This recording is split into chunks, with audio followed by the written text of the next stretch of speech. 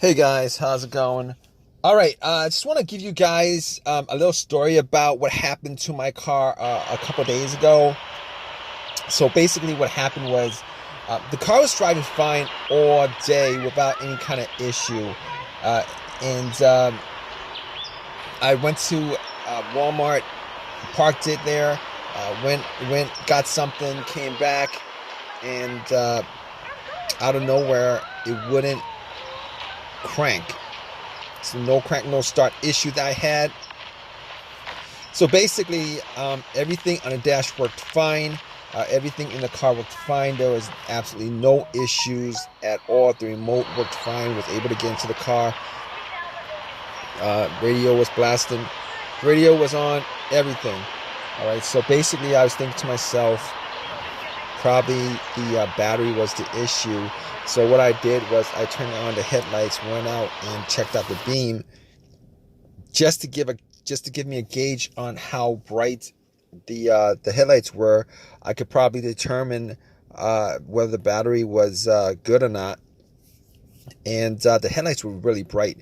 So right off the bat, I was thinking if they were that bright, I should at least get like a really slow crank if the battery was kind of low.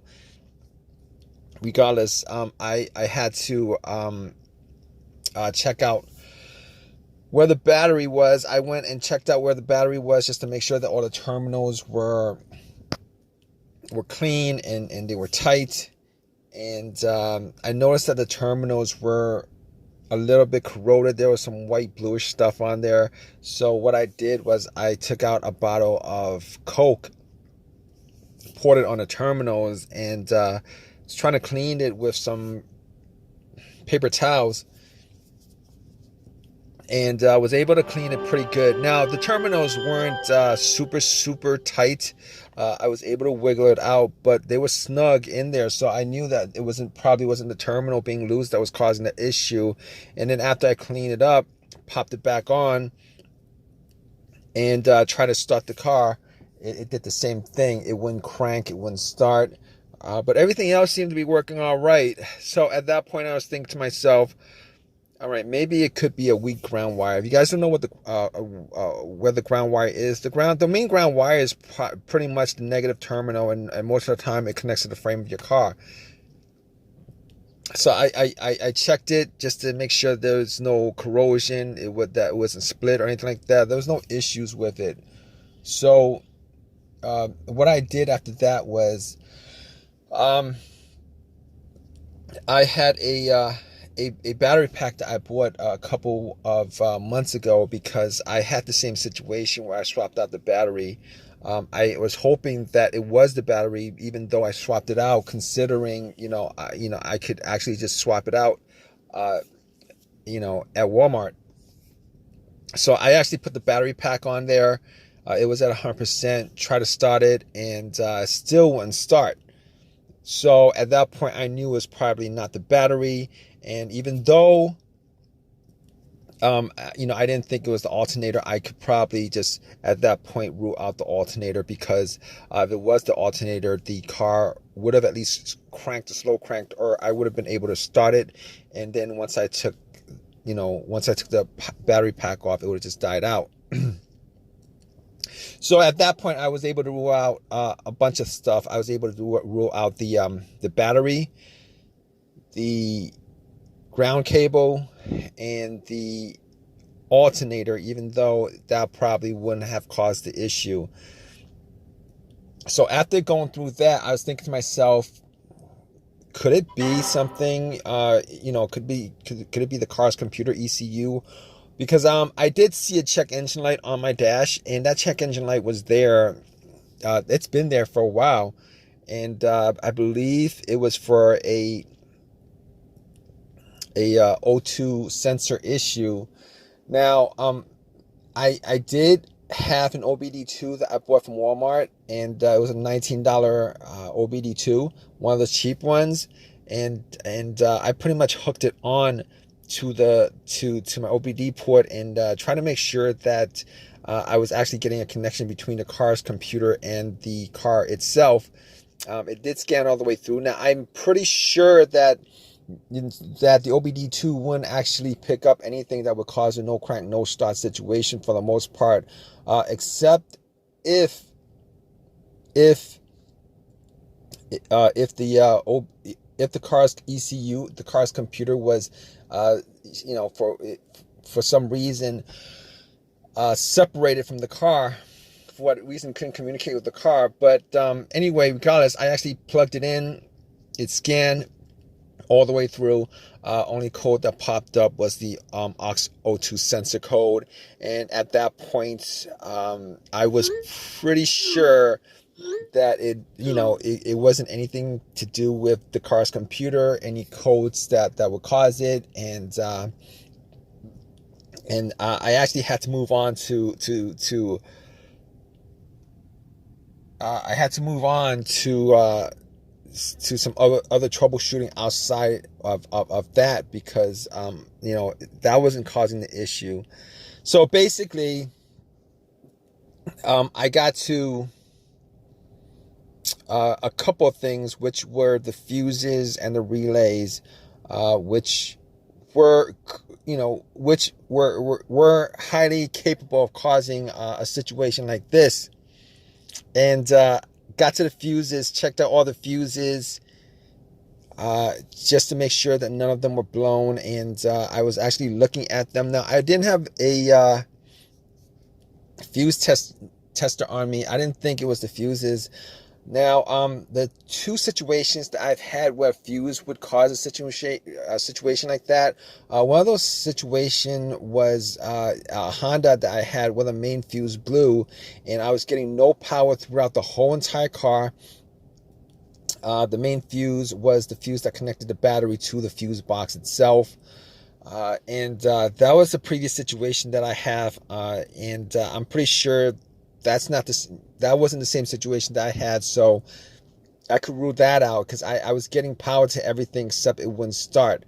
Now, the other situation I had pertaining to a fuse that caused a no start situation was actually a crank no start situation, and I think one of the fuses actually blew.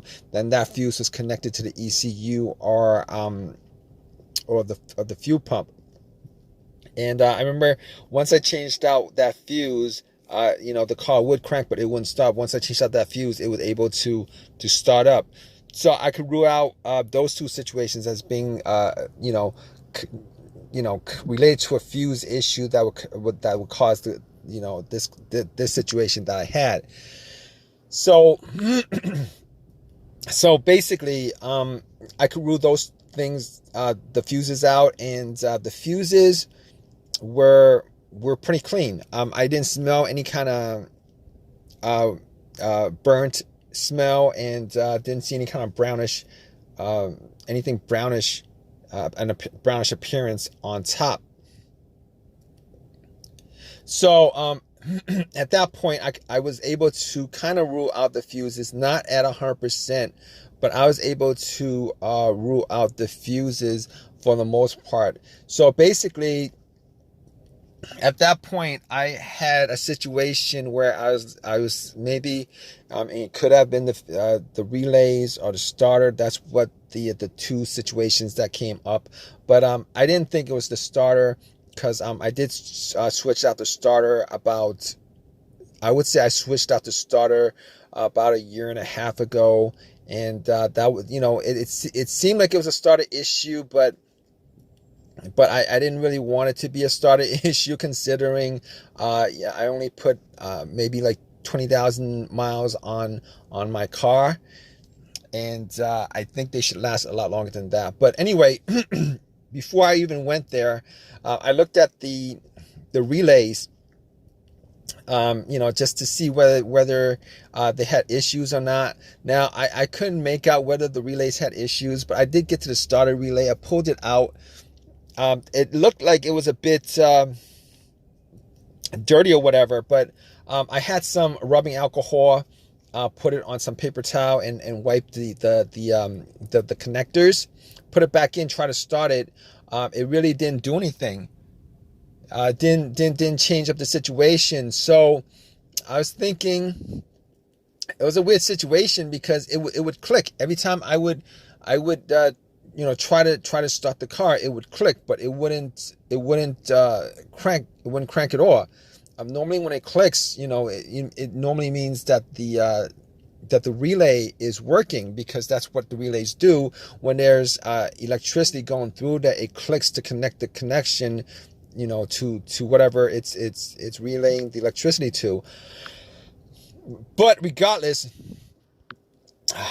of that, I actually had another relay that I was able to swap out with that, and I actually was looking for another relay with the same, with a similar relay in the box, and I was actually able to find one.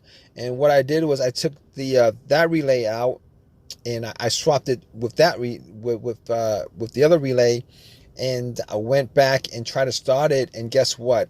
Bam! It started up. It worked without a problem, and at that point, I knew that it was the relay that was the problem. All right. So it was a pretty easy fix. I drove to AutoZone, which was within that whole shopping center. Swapped out the relay, and that was like 3 days ago. Haven't had a situation since. I've been driving the car, turning it on, off, for 3 days. Haven't had that situation at all. So just want to give you guys, just gonna give you guys that story of a quick fix that I had of my car. If you guys are in the same situation, you guys watching this video, hopefully you guys have as easy of a fix as I had on my car. You guys have a comment, leave your comment in the comment section. Please give me a thumbs up. Please subscribe. Like I said, if you guys are in the same situation, just go through the steps that I went through as far as trying to figure out, the situation with my car. And, you guys should be good as far as troubleshooting and diagnosing your particular problem. Take care.